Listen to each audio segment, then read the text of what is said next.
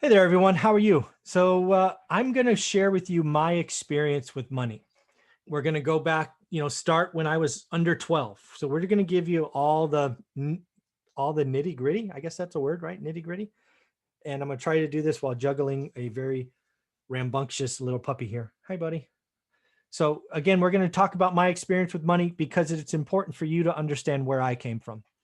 I'm giving you advice. I'm talking about spreadsheets. I'm talking about budgeting, all of those things. So you should at least appreciate where I come from. So let me share with you this spreadsheet or this presentation. Again, we will break it down to different chunks. So again, my story of money. So when I was under 12, which is, I don't have a great memory of that time, probably, thankfully. Having money was good. Not having money was bad. I remember many times walking into the kitchen, seeing my mom over this little kitchen table, which we actually never used or very rarely used. Um, and there was bills or paperwork. I assumed they were bills. It was paperwork everywhere. And I always remember her being stressed. I remember most of my memories under 12 are not pleasant. Yeah, most of them are not pleasant. And they're mostly about money and yelling and screaming and other stuff. And when I learned from my father, who at the time was working, my mom was a stay-at-home mom. A job is how you make money, right? You sell hours. You go away during the day, right? Dad was out of the house before I woke up. Most of the time came back after I was in bed. And, dad was making money, right? You sell your physical hours to make money. And oh, by the way, you never feel like you make enough. So that was early. So from 13 to 19, 13 is when I got my first job. I did work before that, but it was under the table. 19 I chose because that's when I got married. So it really changed. But from 13 to 19, I had a job, at least one. I earned my own money. And, you work more, you make more. I worked in retail, actually fast food first and then retail. And I learned that if you pick up another shift, you make some money. In addition, once I went from fast food to retail, I started earning commission.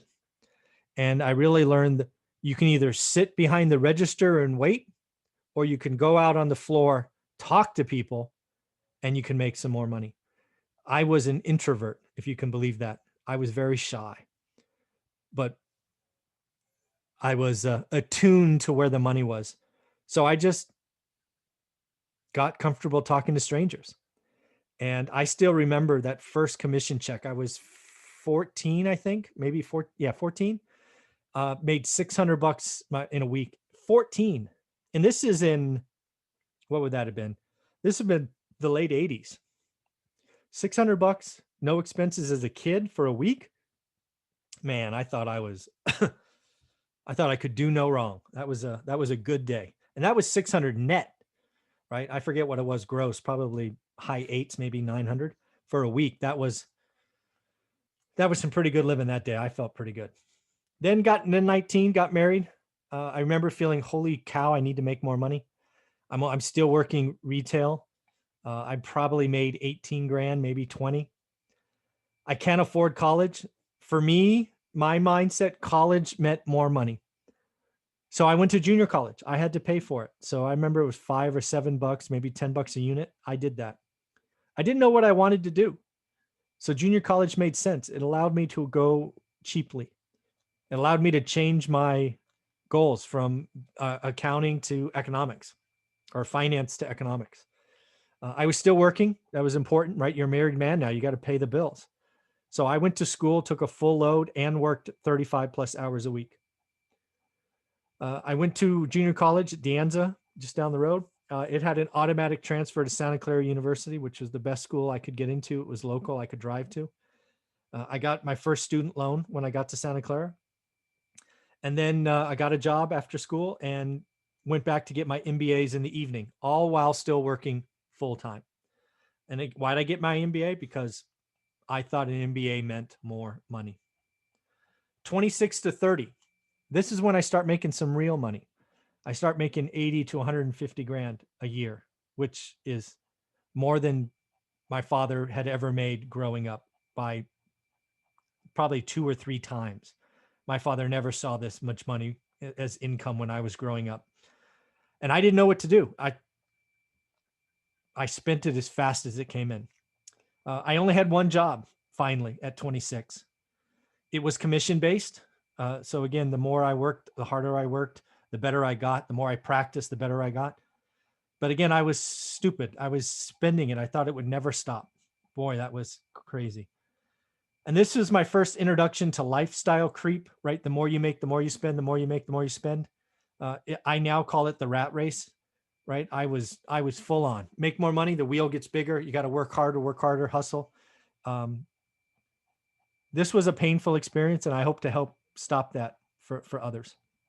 After 30, really started to recognize my stupidity.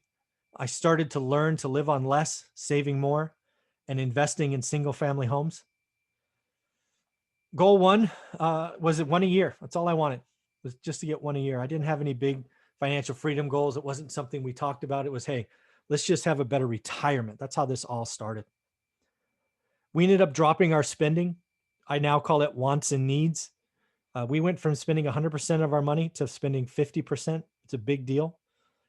Earn, save, invest, repeat. Earn, save, invest, repeat. And that was a big deal for us. So, we didn't do it overnight. I don't want you to make it think it took 4 or 5 years. I think we dropped like 10% a year because it takes time to adjust. So again, the rat race is real. I didn't know what I was signing up for, right? You go to school, get a good job, make a lot of money, buy nice stuff. That's what I did. The rat race is real. More income equals more spending. That's a mistake. Consumerism is built on higher income. Your kids are watching. That's a big thing for me. And that's why this financial freedom starts here, has 2 parts. Your kids are watching. Talk to them. Making money in a job is only one way. You can make money other ways. I particularly think commission sales jobs are great, but I realize it's not for everyone, right? When you can get paid for your efforts, and the harder you work, the better you get, the more you make, is pretty awesome. It is awesome if you can stand the pressure, but realize you can't do it forever. I was in a job for 20 years where I could have been fired every 90 days. For lack of performance, I have seen people get fired after 90 days. It happens all the time. In the end, money is a tool. Time you can't get back. We got to start talking to our kids about money and time. Time is so important. Do not live life where you are stressed out all the time. That's a big takeaway from my switch from before I was 30 to over. I was stressed all the time. I had to get the next deal. I had to do the next thing. I had to get the next check. I had to get the next raise. I had to get the next stock. It was a horrible way to live. So in the end, that's my experience with money. I'm coming to this again to do 2 things. One is to promote conversations with money with your children, your kids, your significant others. And 2, to establish a baseline, understand where you are so that you can start lowering your expenses and you can have a better and brighter financial future. Earn, save, invest, repeat. All right, everybody, have a wonderful day. And Jimbo says hi. Hi, Jimbo.